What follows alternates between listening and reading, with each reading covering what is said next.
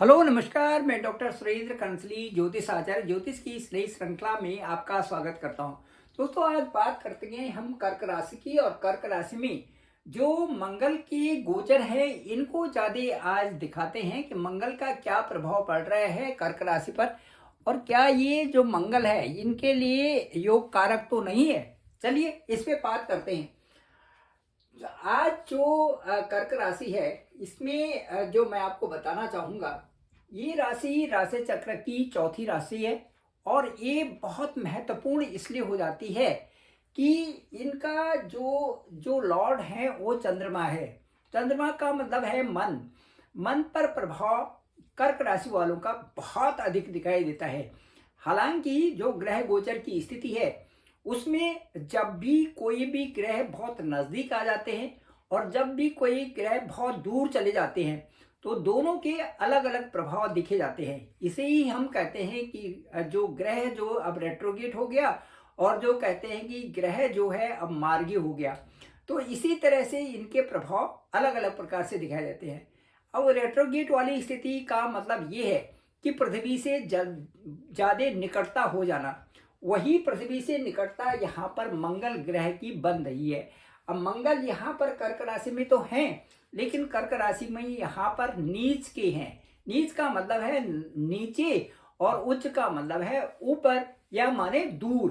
तो दूरी जब पृथ्वी से बहुत दूरी बढ़ती है तो हम कहते हैं कि भाई ये तो बहुत तेज चल रहा है ग्रह इस समय। ठीक है, तो उसी कहते हैं हम अतिचारी हो गया बहुत ज्यादा। उसमें कभी कभार ये होता है कि वो अगली राशि में भी चले जाते हैं। जैसा कि अभी बृहस्पति के साथ में इसी साल में होने वाला है, और बृहस्पति यहाँ से यहाँ तक पहुंच जाएंगे फिर इधर आएंगे।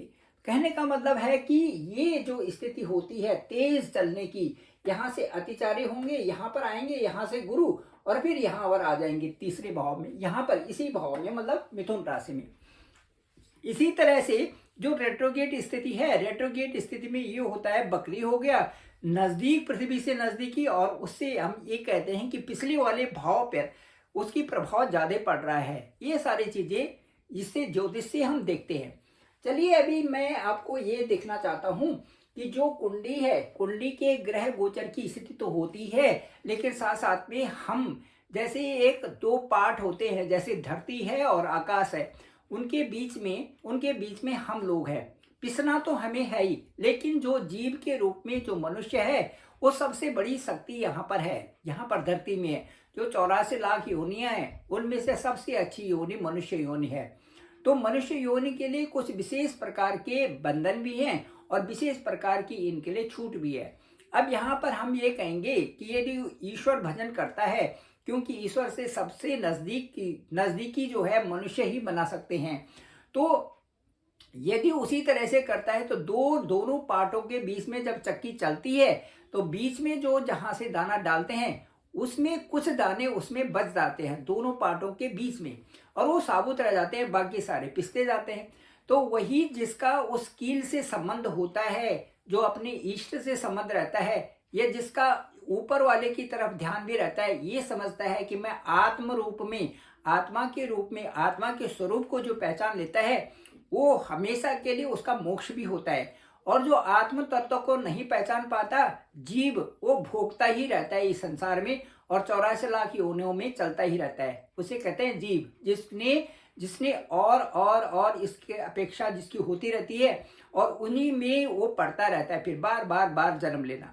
फिर भी ओवरऑल हम ये कहेंगे कि जो ग्रह गोचर की स्थिति है उसके अनुसार हम कहेंगे, जा पर कृपा राम की होई, ता पर कृपा करे सब कोई। एक तो ये है कर्क राशि की, क्योंकि कर्क राशि में जो ग्रह गोचर की स्थिति है उसके आधार पर मैं अभी आपको बताऊंगा कि ग्रह गोचर की स्थिति किस प्रकार से प्रभावित हो रही है, लेकिन राम की कृपा बनी हुई है। चलिए इसके बाद दूसरा मैं इसमें कहूंगा कि कर्क राशि के लिए कहूंगा कि होई सोई जो राम रच राखा, को करी तर्क बढ़ावे साखा। ये भी है कि जो होना है वो तो है ही, लेकिन उसमें जो है उन चीजों को एक तरफ रखते हुए हमें अपने प्रयासों को बेहतर ढंग से बढ़ाना चाहिए। ये दोनों के दोनों आज जो है कर्क राशि के लिए है। चलिए कर्क राशि की शुरुआत करते हैं और सबसे पहले मंगल को देखते हैं। मंगल यहाँ पर है आपके ठीक जो है चंद्रमा के ऊपर, चंद्रमा मतलब मन के ऊपर। अब मन के ऊपर चंद्रमा है तो यहाँ पर ये जो कर्क राशि के नक्षत्र होते हैं, पुनर्वसु, पुष्य और अश्लेषा, ये तीनों, पुष्य और पुनर्वसु, पुष्य और अश्लेषा, ये तीनों नक्षत्र होते हैं चंद्रमा के। उनके ऊपर से यहाँ पर चंद्रमा, यहाँ पर जो है मंगल का भी यहाँ पर गोचर हो रखा है इस समय पुष्य नक्षत्र में। पुष्य जो है शनि का नक्षत्र है। अब यहाँ पर जो मंगल का गोचर है, ये एक तो मंगल का गोचर कर्क राशि में है, दूसरा कर्क राशि में नीच का है, तीसरा कर्क राशि में मंगल बकरी है, और चौथा जो इसमें हम कहेंगे कि ये अब यहाँ पर 21 जनवरी को यहाँ पर जाएंगे। कहाँ पर जाएंगे? द्वादश स्थान में, कर्क राशि से ठीक 12वें स्थान में। अब यहाँ से ठीक कर्क राशि से 12वें स्थान में यहाँ पर मंगल जाएंगे। अब जब 12वें स्थान में जाएंगे मंगल, तो 12वें स्थान का मंगल ठीक नहीं है, और साथ साथ में 12वें स्थान में वो अपनी शत्रु राशि में, यानी कि यहाँ पर बुध की राशि में जा रहे हैं। यहाँ जो है मिथुन राशि में जा रहे हैं, मिथुन राशि में जा रहे हैं। तो मिथुन राशि में, जो मिथुन राशि को जो है मंगल अपना शत्रु समझते हैं। अब इस राशि में यहाँ पर जाएंगे तो यहाँ पर रहेंगे वो 2 अप्रैल तक यहाँ पर जाएंगे। अब जब 2 अप्रैल तक वहां पर रहेंगे तो क्या होगा? तो यहाँ पर जो कर्क राशि वालों के साथ में नेत्र की पीड़ा होगी। नेत्र से संबंधित वो अपने आंखों से संबंधित जो है अपने को दिखा लें। डॉक्टर चिकित्सा भी करनी हो तो वो वहां पर दिखा सकते हैं, ठीक है। और नहीं तो कम से कम उसमें जो आई ड्रॉप होती है वो स्पेशलिस्ट को दिखा करके वो सही आई ड्रॉप उसमें डालें तो ज़्यादा अच्छा रहेगा। आई ड्रॉप से ही आपका ठीक हो जाएगा। थोड़ा सा आपको डिसिप्लिन होना है, आंखों में थोड़ा इरिटेशन है, आई ड्रॉप उसमें डालें जो चिकित्सक के परामर्श से है, वो आपका ठीक हो जाएगा। ये सीधे सीधे है यहाँ पर जा रहे हैं। ठीक आपकी जो चंद्र कुंडली है उसके हिसाब से 12वें स्थान पर वहां पर जाएंगे, क्योंकि वहां पर शत्रु राशि में जाएंगे मंगल, तो मंगल वहां पर जाएंगे तो वहां पर प्रभाव दिखाएंगे। तो वहां पर है क्या? वहां पर ईएनटी से संबंधित है। ईएनटी से संबंधित हमारा ये क्षेत्र होता है, इसलिए इसमें जब भी ऐसे मैलेफिक ग्रह जाते हैं वहां पर प्रभाव पड़ता है। तो एक तो आंखों से संबंधित मैंने आपको बता दिया, और आंखों से संबंधित आपको थोड़ा अपना ध्यान रखना है, नंबर 1। दूसरा जो 12वां स्थान होता है, यदि आपकी चंद्र कुंडली से हम इस समय देख रहे हैं तो जो 12वां स्थान है वहां पर खर्चे का स्थान होता है, हॉस्पिटल भी होता है, खर्चे का स्थान भी होता है, दूरस्थ क्षेत्र भी होते हैं, और जो फॉरेन भी वहां से हम देखते हैं। तो वहां पर क्या होगा कि वहां पर खर्चे का स्थान है, इसका मतलब खर्चा आपका बढ़ेगा। इस समय आप जहां भी जा रहे हैं, जिसके साथ में भी जा रहे हैं, कुछ ना कुछ खर्चा वहां पर आपका हो रहा है। तो ये खर्चे की स्थिति यहाँ पर आपकी दिखा रही है, यहाँ द्वादश भाव में।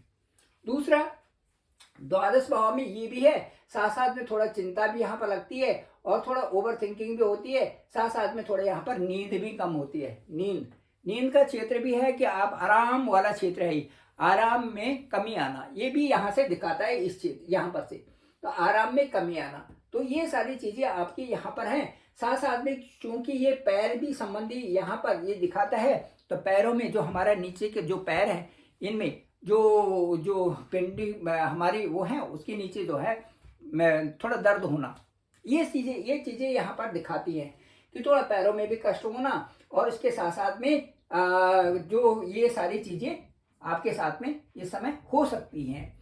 अब मंगल का जो प्रभाव है वो कहाँ कहाँ प्रभाव दिखाएगा? एक मंगल दिखाएगा आपका कार्मिक क्षेत्र का, कि कार्मिक क्षेत्र में मंगल का क्या प्रभाव पड़ रहा है ये भी देखेंगे, और साथ साथ में ये भी देखेंगे कि मंगल का जो पंचम का स्थान है, पंचम का भी इसमें प्रभाव दिखाई देगा कि भाई पंचम का प्रभाव क्या है और दूसरा कार्मिक क्षेत्र का प्रभाव क्या है।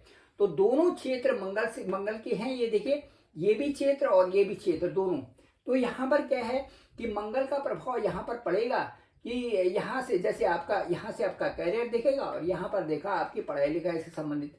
लेकिन इसका प्लस पॉइंट क्या है? प्लस पॉइंट, सबसे अच्छा प्लस पॉइंट ये है कि हम फिर देखते हैं, घूम फिर के फिर देखते हैं हम कि गुरु कहाँ पर जा रहे हैं, गुरु का कहाँ पर संचरण हो रहा है, गुरु कहाँ पर ट्रांजिट कर रहे हैं। और गुरु का ट्रांजिट करेंगे तो गुरु यहाँ पर आपकी एकादश स्थान में, एकादश का मतलब है कि जो लाभ स्थान में वहां पर गुरु हैं। तो गुरु की यहाँ से दृष्टि 1 2 3 4 5 6 7, ये देखिए, ये इसका मतलब है कि जो यहाँ की परेशानी हो रही थी वो गुरु यहाँ से परेशानी ठीक कर रहे हैं, ठीक है।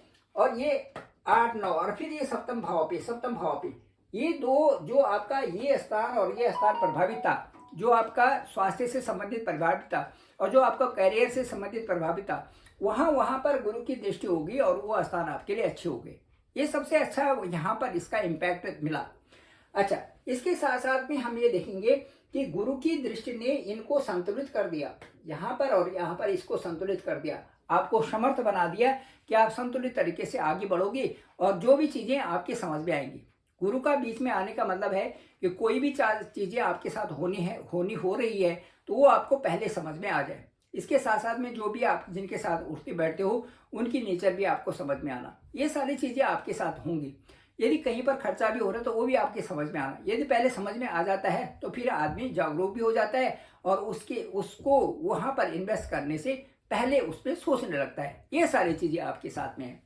इसके साथ साथ में मैं ये देखूंगा कि जो यहाँ पर जो भी चीज़ें आ रही है, जैसे यहाँ शत्रु राशि में यहाँ पर जाएंगे, मंगल जाएंगे, तो यहाँ पर दोस्तों को भी देखा जाता है कि आप कैसे दोस्त बना रहे हैं, किनके साथ जा रहे हैं, वो मिसगाइड तो न कर दे आपको। ये भी सारी चीज़ें यहाँ से देखी जाती है। इसके बाद में जो सकारात्मक प्रभाव हैं उनको देख करके मुझे ऐसा लगता है कि गुरु की दृष्टि से सकारात्मक प्रभाव आपके ऊपर जरूर पड़ेगा। इसके साथ साथ में मंगल की जो दृष्टि है, अभी देखिए मंगल की दृष्टि, तो मंगल की दृष्टि 1 2 3 4 यहाँ पर पड़ रही है, लेकिन बाद में जब यहाँ पर रेट्रो की स्थिति में यहाँ पर जाएंगे तो मंगल की दृष्टि 1 2 3 4 यहाँ पर पड़ेगी। और यहाँ पर जो है, यहाँ पर भाई बहनों के लिए थोड़ा सा ठीक नहीं होता, क्योंकि वहाँ पर केतु भी पहले से विराजमान है और मंगल की दृष्टि भी वहाँ पर पड़ेगी। तो भाई बहनों के साथ में आप विवेकपूर्ण ढंग से अच्छा सा माहौल बनाए रखें, ज़्यादा अच्छा रहेगा। इसके साथ साथ में केतु की यहाँ पर जो थर्ड स्थान है, यहाँ पर आपको केतु पराक्रम, हालांकि यहाँ पर शत्रु स्थान है लेकिन यहाँ पर जो है पराक्रम बढ़ा रहे हैं केतु। साथ साथ में यहाँ से कई प्रकार की चुनौतियाँ, कई प्रकार के जो आपके साथ कार्य आ रहे हैं, कई जो चैलेंजेस हैं उनको पूरा करने में केतु यहाँ से पराक्रम आपको बढ़ा रहे हैं। साथ साथ में मंगल की दृष्टि है, ये आपके लिए बहुत अच्छा है।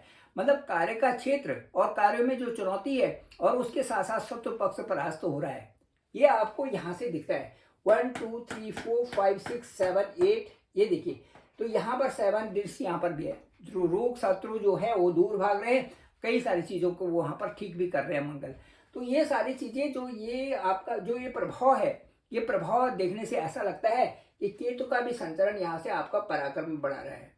उसके साथ साथ यदि देखें तो यहाँ पर सूर्य की स्थिति उत्तराषाढ़ नक्षत्र में है, अपने नक्षत्र में है, और यहाँ पर सौभाग्य को तो बढ़ा रहे हैं, आपकी कई सारी चीज़ों को बढ़ा रहे हैं। लेकिन यहाँ से जब यहाँ पर आएंगे, यहाँ पर थोड़ा कष्ट हो सकता है, पैरों में कष्ट होना, आर्थिक थोड़ी समस्याएं होना, ठीक है, लेकिन इस तरह से होगा। लेकिन यहाँ पर भी कहीं ना कहीं से देखो दृष्टि जो है, बहुत अच्छी दृष्टि यहाँ पर आपके साथ में रहेगी। गुरु यहाँ पर आएंगे 1 2 3 4 5 6 7 8 9, गुरु की दृष्टि यहाँ पर अच्छी है। तो यहाँ पर जब सूर्य भी आएंगे तो उसके सूर्य या कोई भी यहाँ अष्टम स्थान में यहाँ पर जो है गुरु की दृष्टि वहाँ पर पहले से ही है। जब यहाँ पर आएंगे तो ये चीज़ें जो है बहुत अच्छा आपके लिए, गुरु की दृष्टि के अनुसार ये हाउसेज आपके लिए आगे पीछे कहीं भी जिस समय भी गुरु वहाँ पर संचरण कर रहे हैं उस समय जो आपके लिए पॉजिटिव बन जाता है।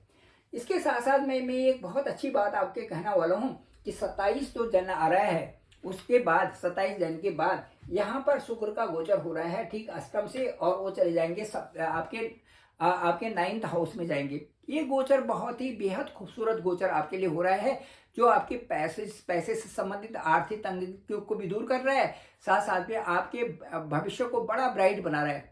शुक्र के गोचर के कारण आप जो है बहुत समृद्ध बन रहे हैं। एक तो भाग्य स्थान में शुक्र जाएंगे और यहाँ पर उसके बाद इस स्थान में ये जो है आपका करियर का स्थान है, फिर ये लाभ का स्थान है। यहाँ पर जो आपका ये पूर्वार्ध ही बन रहा है, जो ये आपका जो ये कह सकते हैं जनवरी फरवरी मार्च अप्रैल में, ये आपके लिए बेहद खूबसूरत जो साल की शुरुआत ही है, ये बहुत खूबसूरत तरीके से शुक्र आपको बहुत सारी चीज़ों को प्रोवाइड कर रहे हैं। शुक्र का समृद्ध होना, शुक्र की अच्छी स्थिति, अच्छे घरों में रहना, और जो कुंडली के जो 9th हाउस होता है, जो 10th हाउस होता है और जो 11th हाउस होता है, ये दोनों कुंडली के की हाउसेज हैं। कैसे? क्योंकि इनसे हम भाग्य भी देखते हैं, इनसे अपने कर्म क्षेत्र भी देखते हैं और इससे लाभ भी देखते हैं। यही तीनों चीजें चाहिए हमें। भाग्य भी अच्छा चाहिए, अपना करियर अच्छा चाहिए, अपना स्टेटस अच्छा चाहिए, और उसके बाद लाभ की स्थिति हमें अच्छी चाहिए, क्योंकि हमने तुरंत ये बहुत भौतिक चीजों को प्राप्त करना है। भौतिक चीजों के बिना धरती में जीने में मजे भी नहीं है। वो सारी चीजें चाहिए, लाभ भी चाहिए, पैसा भी चाहिए, उसके बाद स्टेटस भी चाहिए, और उसके साथ साथ भाग्य भी अच्छा चाहिए। ये तीनों चीजें अच्छा बनाने के लिए जो शुक्र का गोचर है, ये आपके साल के शुरुआत में ही अभी जो है उत्तरोत्तर जो शुक्र का गोचर हो रहा है, ये आपको बहुत अच्छी ढंग से यहाँ पर प्रभावित कर रहा है और बहुत कुछ दे रहा है। मुझे लगता है कि कर्क राशि वालों को जो वीनस का गोचर है बहुत ही शुभ शुभ दृष्टि यहाँ पर दे रहा है। इसके साथ साथ में मैं ये कहूँगा कि मंगल वालों के लिए जो ये कर्क राशि वालों के लिए मंगल की शांति, सूर्य की शांति, साथ साथ में जो शनि की शांति, ये जो जरूर करवानी चाहिए। यदि आपका इस समय जो आपका जन्म महीना है तो जरूर आप ग्रहों की शांति करवा सकते हैं। इसमें ग्रहों की शांति कराने से सभी ग्रहों की शांति भी हो जाती है और बहुत मन को अच्छा लगता है। सबसे बड़ी बात इसमें और ज़्यादा कुछ नहीं है, लेकिन सबसे बड़ी बात यह है कि ग्रह शांति होते ही मन पर जो प्रभाव पड़ता है उसका कहना ही क्या है। आपका समय बदलते होने में कोई देर नहीं लगती, इसलिए ग्रहों की शांति कराते रहना चाहिए। दान भी देना चाहिए। जैसे हम कहते हैं कि भाई चिड़ियों को दाना दो, बहुत अच्छी बात है। ये जो हमारे सामने जो कुत्ते रहते हैं, वो रहते हैं, जो जीव हैं, उनको देना बहुत अच्छी बात है। साथ साथ में लोगों को भी देना दान बहुत अच्छी बात है। तो ये जो प्रक्रियाएं हैं, जैसे सूर्य जल चढ़ाना, इसे हमें डिसिप्लिन सिखाता है, क्योंकि सूर्य सुबह आते हैं, टाइम से जाते हैं, टाइम से आते हैं, ये डिसिप्लिन सिखाते हैं। उनके साथ साथ में हम भी डिसिप्लिन हो रहे हैं। तो ये सारी चीज़ें जो है हमारे एक अच्छे उत्तरोत्तर वृद्धि के लिए ही है। मैं कहता हूँ, मैं समझता हूँ कि जो ये आपका जो गोचर है और जिस तरह से आपकी कुंडली दिखा रही है, कर्क राशि वालों के लिए 2025 बहुत सुखद समय आने वाला है और बहुत अच्छी बढ़ोतरी हो रही है। आप मन से खुश रहें और अपने समय की इंतजार करें, आपके लिए बहुत अच्छा समय है। Thank you very much. मैं डॉक्टर सुरेंद्र खंसली। डिस्क्रिप्शन पे मेरा नंबर है 9868280191। आप डायरेक्ट मुझे बात कर सकते हैं, मैं आपके फोन को पिक करूंगा और साथ साथ में आपसे बात करेंगे। पुष्ट वार्ता आप तक पहुंचाई जाएगी। कुंडली का विश्लेषण करेंगे, उसमें देखेंगे आपका लग्न क्या है, राशि कहाँ है और कहाँ पर ग्रह बैठे हुए हैं, तो आपकी जो है क्या दशा और अंतर्दशा चल रही है, इन सब पर एक अच्छा डिस्कशन करके आपके साथ बात की जाएगी। मुझे लगता है वो आपको अच्छा भी लगेगा। Thank you very much. आप सभी लोगों का आभार, आप सभी लोगों का धन्यवाद। आप इस चैनल को जरूर लाइक करें, शेयर करें, सब्सक्राइब करें, कमेंट्स भी जरूर करें। आप सभी लोगों का पुनः आभार, पुनः बहुत बहुत धन्यवाद।